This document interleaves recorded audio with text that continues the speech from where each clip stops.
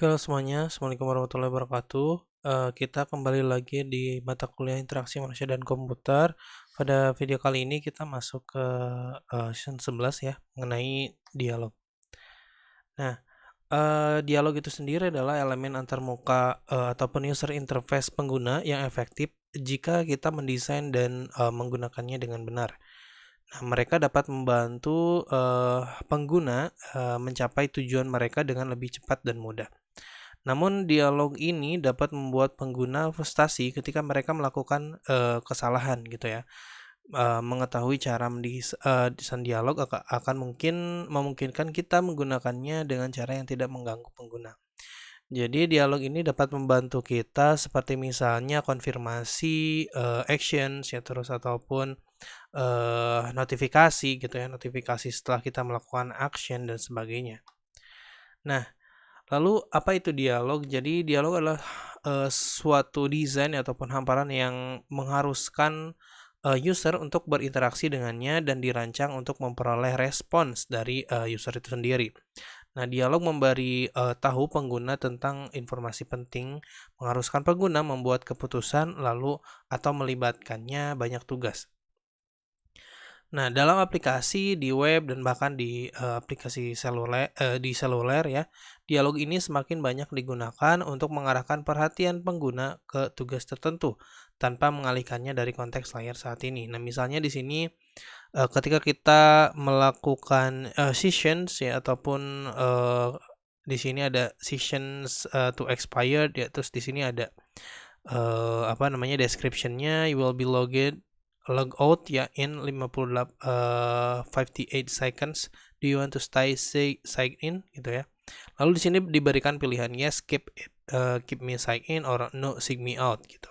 Jadi ini adalah dialog antara kita dan juga komputer. Nah, ini diperlukan ya bila memang misalnya terjadi kesalahan ataupun misalnya memberikan perhatian dulu ya. Kalau misalnya ini konteksnya adalah memberikan apa namanya, perhatian ataupun sebelum kita logout gitu ya, sebelum kita expired dan sebagainya. Nah, teman-teman mungkin pernah mengerjakan suatu kuis ataupun apa namanya, UTS gitu ya, UTS online ataupun UAS online itu menggunakan aplikasi Sumo gitu ya misalnya.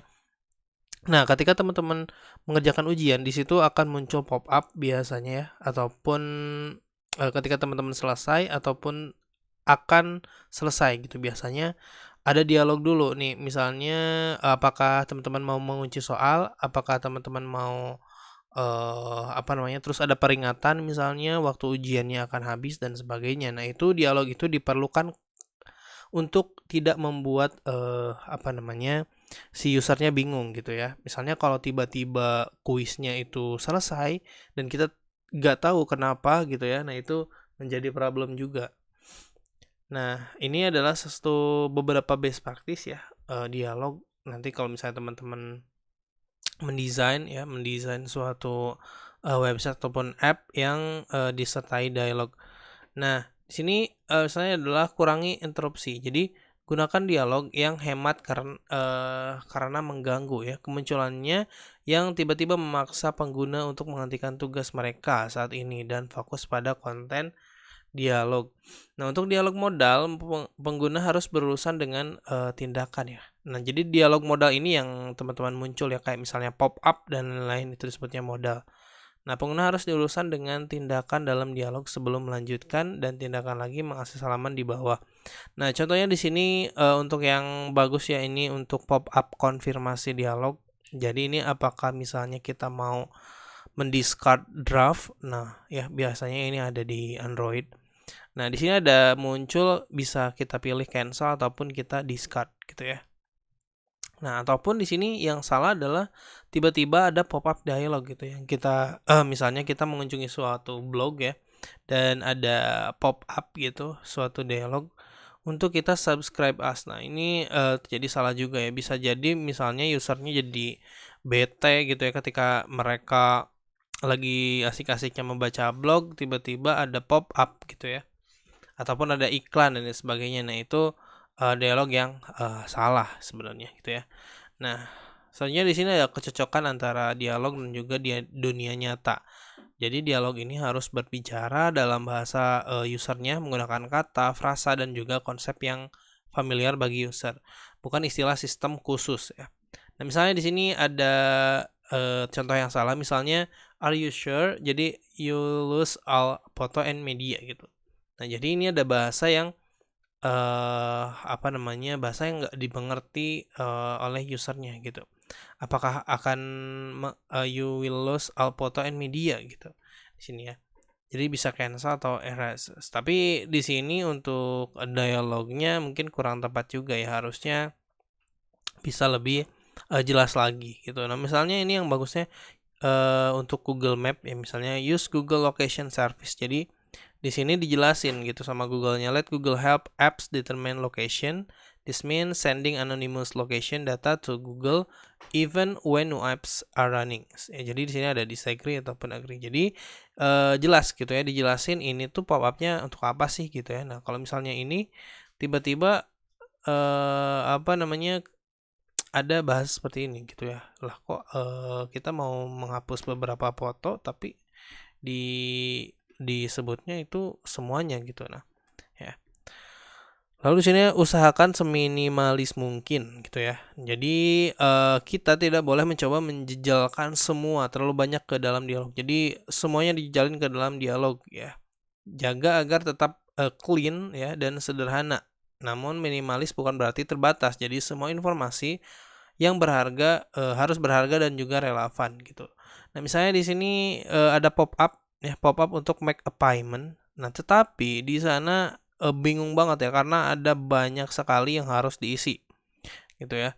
Ada beberapa tab malah ya di sini. Nah, ini nggak minimalis gitu ya, ataupun ada beberapa komponen yang seharusnya nggak ada di situ gitu, kayak gambar dan sebagainya, kayaknya jangan di sini gitu masukinnya. Nah, kalau misalnya yang betul seperti ini. Jadi jelas ya, misalnya di sini masukin card numbers, oke. Expired, terus name on card number, card code, langsung pay gitu. Nah, itu lebih baik untuk misalnya untuk dialog seperti ini. Lalu pilih jenis dialog yang tepat. Dialog hadir dalam dua tipe utama. Tipe pertama adalah dialog modal pencarian, perhatian yang memaksa pengguna untuk berinteraksi dengannya sebelum melanjutkan ya. Dialog modal biasanya digunakan untuk proses pemblokiran diskrit ya, di mana konten sekitar tidak diperlukan untuk memutuskan tindakan apa yang harus diambil. Kedua, memerlukan tindakan terima atau batal secara eksplisit untuk menutupnya, yaitu tidak menutup ketika area di luarnya diklik. Kemajuan pengguna tidak boleh dibiarkan dalam keadaan selesai sebagian. Nah, misalnya dialog yang pertama adalah ketika misalnya kan ada dialog yang bisa kita klik di luar area dialognya sendiri, itu bisa nutup sendiri gitu ya. Ada juga yang nggak bisa gitu. Nah, misalnya yang pertama ini yang nggak bisa itu ketika misalnya pengen delete permanen yang penting gitu ya, file-file penting. Misalnya di sini harus ada diketikkan terlebih dahulu, kayak misalnya type delete to confirm ataupun type captcha dan lain sebagainya ya. Itu dialog pertama yang dipakai. Nah, ada dialog kedua itu yang non modal, yang memungkinkan pengguna mengklik atau mengetuk di luar dialog untuk mengabaikan. Jadi ada dialog non modal itu bisa diklik di luar ya. Jadi kita sebaiknya menggunakan dialog modal tipe pertama hanya untuk interaksi yang sangat penting ya, misalnya menghapus akun, menyetujui surat dan ketentuan. Kalau misalnya yang hapus akun misalnya, eh bukan hapus akun ya, ada beberapa hapus gitu ya, yang memungkinkan itu bisa kita klik di luar gitu, ataupun pop-up-nya yang memang nggak penting-penting amat. Nah, selanjutnya konsistensi visual. Jadi latar belakang di balik dialog gitu ya, yang pertama. Nah, saat membuka dialog, penting agar halaman di belakangnya sedikit digelapkan. Nah, biasanya ada yang dialognya itu putih, backgroundnya juga putih. Nah, kadang itu nggak dianggap untuk seperti dialog ya. Kalau misalnya ada dialog seperti ini, bagusnya di backgroundnya itu terlihat gelap. Namun juga hati-hati jangan membuat terlalu gelap gitu ya. Bisa jadi kalau misalnya terlalu gelap jadi tidak lagi dapat melihat halaman di latar belakangnya gitu ya. Kemudian jangan terlalu kontras juga gitu ya. Yang penting ini membedakan, yang bagusnya sih digelapin ya, di overlay gitu. Overlay-nya sedikit dikurangin ataupun opacity-nya dikurangin. Nah, lalu hapus opsi tutup. Nah, seharusnya ada opsi tutup untuk dialog di sudut kanan atas kayak seperti ini. Banyak dialog yang memiliki tombol X di sudut jendela yang digunakan pengguna untuk keluar dari jendela. Namun, tombol X ini bukanlah jalan keluar yang cukup mudah ya. Nah, biasanya memang agak ngeselin sih, kita nggak bisa mencet ini ya untuk close. Atau misalnya kalau misalnya yang bagus ya kita bisa mengetuk di luar aja gitu ya, di luar tanda ini gitu. Baru bisa itu udah bagus. Nah, kalau misalnya yang seperti ini X itu agak sulit juga dan juga mungkin jarang dipakai sih ya.